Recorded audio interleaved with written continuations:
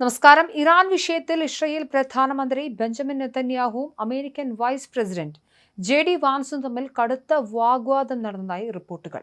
ഇറാനിലെ ഭരണമാറ്റം അനായാസമാണെന്ന നെതന്യാഹുവിന്റെ വാദങ്ങൾ പാളിയതാണ് അമേരിക്കൻ ഭരണകൂടത്തെ ചൊടിപ്പിച്ചത്. ഇറാൻ പരമോന്നത നേതാവ് ആയത്തുള്ള അലി ഖമനേയി കൊല്ലപ്പെട്ടിട്ടും അവിടുത്തെ തീവ്രവാദ വിഭാഗങ്ങൾ അധികാരം മുറുക്കുന്നതും ഭരണകൂടം തകരാത്തതും നെതന്യാഹു നൽകിയ ഉറപ്പുകൾക്ക് വിരുദ്ധമാണെന്ന് വാൻസ് ഫോൺ സംഭാഷണത്തിൽ കുറ്റപ്പെടുത്തി. യുദ്ധം അവസാനിപ്പിക്കാനുള്ള ചർച്ചകൾക്ക് നേതൃത്വം നൽകാൻ പ്രസിഡന്റ് ട്രംപ് നിയോഗിച്ച വാൻസ് നെതന്യാഹുവിനോട് കയർത്ത് സംസാരിച്ചതായാണ് വിവരം. ഇസ്രായേലിന്റെ വാദങ്ങൾ വിശ്വസിച്ച് യുദ്ധത്തിലേക്ക് എടുത്തു ചാടിയ ട്രംപ് ഭരണകൂടം ഇപ്പോൾ കടുത്ത സമ്മർദ്ദത്തിലാണ്. വെസ്റ്റ് ബാങ്കിലെ ഫലസ്തീനികൾക്കെതിരെയുള്ള ഇസ്രായേലി കുടിയേറ്റക്കാരുടെ അതിക്രമങ്ങളെക്കുറിച്ചും വാൻസ് രൂക്ഷമായ ഭാഷയിൽ സംസാരിച്ചതായി ഇസ്രായേൽ മാധ്യമങ്ങൾ റിപ്പോർട്ട് ചെയ്തു. എന്നാൽ വാൻസിനെ അപകീർത്തിപ്പെടുത്താൻ ഇസ്രായേൽ തന്നെ പടച്ചുവിട്ട വ്യാജ വാർത്തയാണിതെന്ന് വൈറ്റ് ഹൗസ് വൃത്തങ്ങൾ സംശയിക്കുന്നുണ്ട്. പശ്ചിമേഷ്യയിലെ സ്ഥിതിഗതികൾ ട്രംപ് വിചാരിച്ചതുപോലെ ലളിതമല്ലെന്ന തിരിച്ചറിവിലാണ് ഇപ്പോൾ അമേരിക്കൻ നേതൃത്വം. അതേസമയം സമാധാന ചർച്ചകൾ പുരോഗമിക്കുന്നതിനിടയിലും ഇറാൻ തങ്ങളുടെ കടുത്ത നിലപാടുകളിൽ മാറ്റം വരുത്തിയിട്ടില്ല. അമേരിക്ക മുന്നോട്ട് വെച്ച 15 സമാധാന കരാർ ഇറാൻ തള്ളി. ഗൾഫ് മേഖലയിലെ അമേരിക്കൻ സൈനിക താവളങ്ങൾ മാറ്റണമെന്നും യുദ്ധ നഷ്ടപരിഹാരം വേണമെന്നുമാണ് ഇറാന്റെ ആവശ്യം. ഇതിനു പുറമെ ഹോർമൂസ് കടലിടുക്കിന്റെ നിയന്ത്രണം ഏറ്റെടുത്ത് സുയസ് കനാലിലേതുപോലെ കപ്പലുകളിൽ നിന്നും നികുതി ഈടാക്കാനുള്ള നീക്കവും ഇറാൻ നടത്തുന്നുണ്ട്.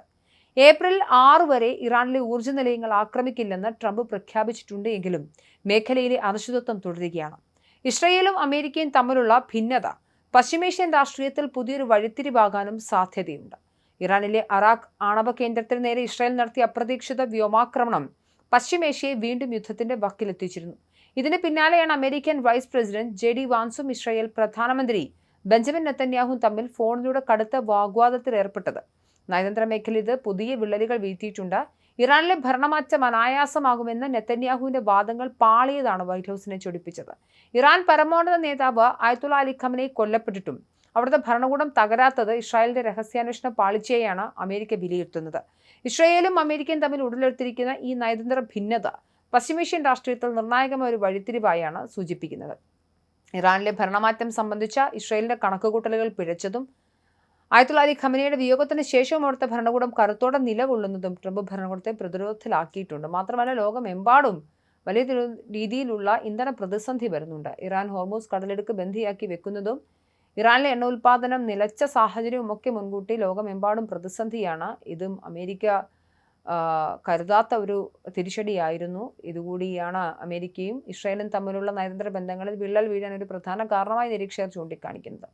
എന്നാൽ സമാധാന ചർച്ചകൾക്കായി നിയോഗിക്കപ്പെട്ട JD വാൻസും നെതന്യാഹുവും തമ്മിലുള്ള വാഗ്വാദം കാലങ്ങളായുള്ള US ഇസ്രായേൽ ബന്ധത്തിൽ വിള്ളലുകൾ വീഴ്ത്തുന്നതിനൊപ്പം പശ്ചിമേഷ്യയിൽ അമേരിക്കൻ താൽപ്പര്യങ്ങൾക്ക് വലിയ വെല്ലുവിളി ഉയർത്തുകയും ചെയ്യുന്നുണ്ട്.